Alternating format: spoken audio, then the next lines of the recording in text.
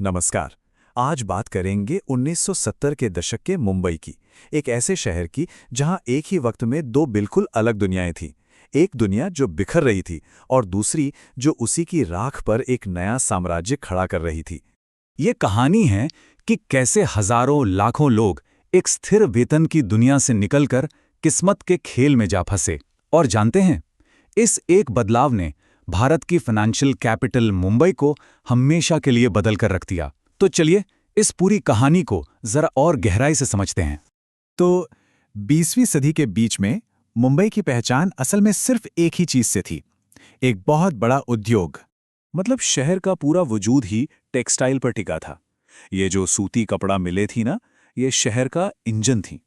सोचिए, 2.5 लाख लोगों को इनसे पक्की फॉर्मल सेक्टर की नौकरियां मिलती थीं। लेकिन इसी रोशनी के पीछे एक अंधेरा भी था, एक दूसरी इकोनॉमी जो चुपचाप अपनी जगह बना रही थी।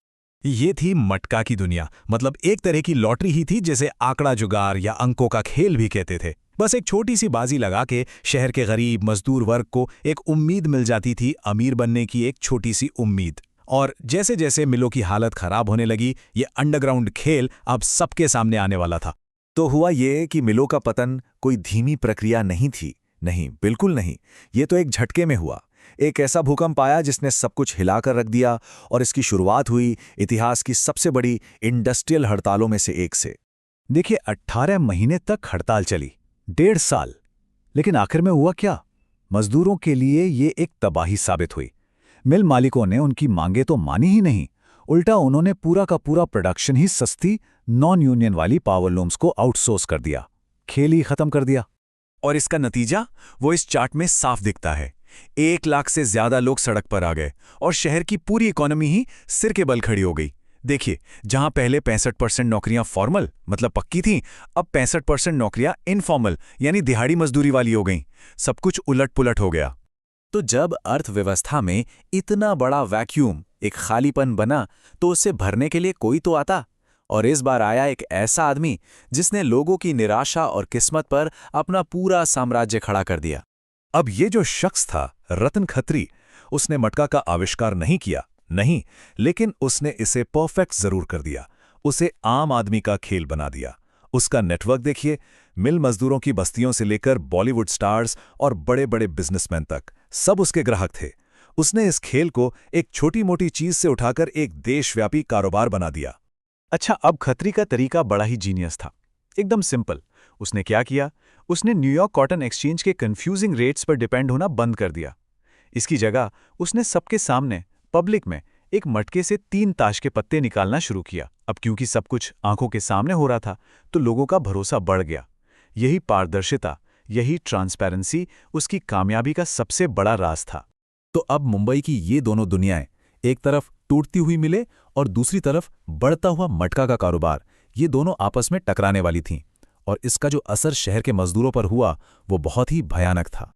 जरा इस नंबर पर गौर कीजिए, 500 करोड़ रुपए।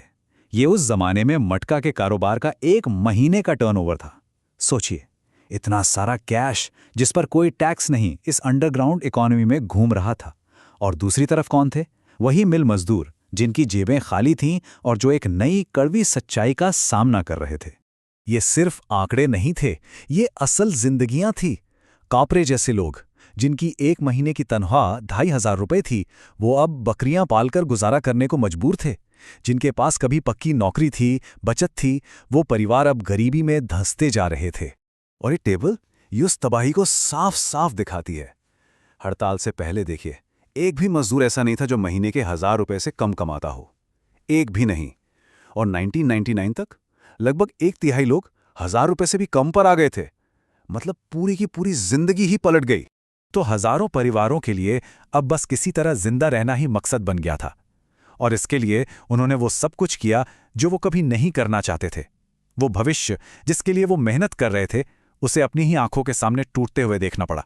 नरसिम्हा जैसी कहानियां ये बताती हैं कि उस हड़ताल ने सिर्फ नौकरियां नहीं छीनी, उसने पूरे के पूरे परिवार, लोगों के सपने, उनका भविष्य, सब कुछ तबाह कर दिया। और जब इंसान इतना हताश हो जाता है, तो वो लॉटरी और मटका जैसी चीजों में ही आखिरी उम्मीद ढूंढता है। इसी हताशा ने मटका के कारोबार को खाद पानी दिया। अब ये जो बदलाव 70 और 80 के दशक में हुए, वो कोई टेम्पररी चीज नहीं थी। नहीं, इसने तो मुंबई के इकोनॉमिक डीएनए को ही हमेशा हमेशा के लिए बदल कर रख दिया। तो शहर का चरित्र ही बदल गया। जहां पहले मुंबई एक मैन्युफैक्चरिंग हब था, चीजें बनाने वाला शहर, वो अब एक सर्विस सेक्टर हब बन गया। और इस सर्विस सेक्टर का एक बहुत बड़ा हिस्सा इनफॉर्मल था, असंगठित। तो जो मिल मजदूर पहले थे, उनके लिए इसका क्या मतलब था? इसका मतलब था एक सुरक्षित जिंदगी, जहां तनख्वाह, पीएफ, छुट्टियां, सब कुछ था। उस जिंदगी को छोड़कर एक ऐसी दुनिया में आना जहां कुछ भी पक्का नहीं था। आज काम है, कल नहीं। कोई सोशल सिक्योरिटी नहीं, कोई फायदा नहीं, बस एक लगातार बनी रहने वाली अनिश्चितता। मुंबई के मटका किंग और उन बर्बाद हो चुके मिल मजदूरों की कहानी हमें एक बात सिखाती है कि कभी-कभी जब एक सिस्टम टूटता है तो नए नियम सरकार या बड़े उद्योगपति नहीं बनाते। नहीं, नए नियम लिखता है ताश की गड्डी हाथ में लिया एक आदमी और उसके सामने खड़ी हजारों की भीड़, जो बस इसी उम्मीद में जी रही है कि शायद आज उनका नंबर आ जाए।